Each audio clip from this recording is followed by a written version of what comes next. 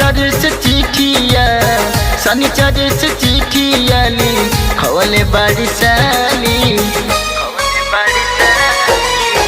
शनिचर से चिठिया शनिचर से चिठिया ली खवले बाड़ी साली कि ले अइहा जीजा जी आरा से उठलाली कि ले अइहा जीजा जी आरा से उठलाली कि ले अइहा जीजा जी।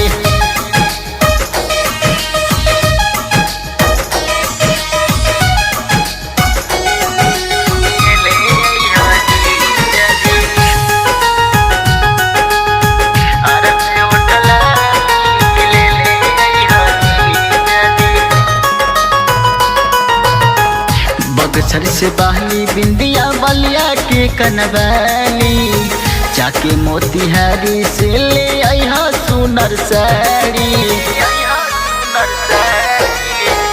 बक्सर से बहली बिंदिया बलिया के कनवाली जाके मोतिहारी से ले अइहा सुनर साड़ी।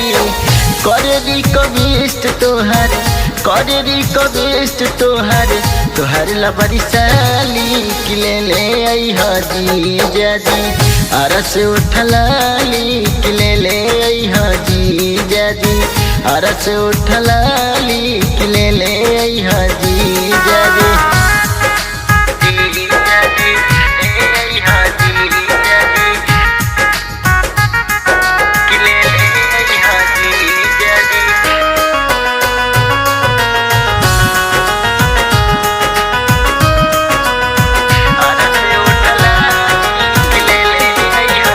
पटना से चूड़ी लहटी पायल घुंघुरवाली सोनापुर से चूली लइहा कलर रेड वाली। पटना से चूड़ी लहटी पायल घुंघुरवाली सोनापुर से चूली लइहा कलर रेड वाली।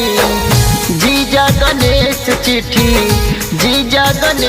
चिट्ठी लिखे छोटा किसानी कि ले अइहा जीजा जी आरा से उठलाली कि ले अइहा जीजा जी आरा से उठलाली कि ले अइहा जीजा जी।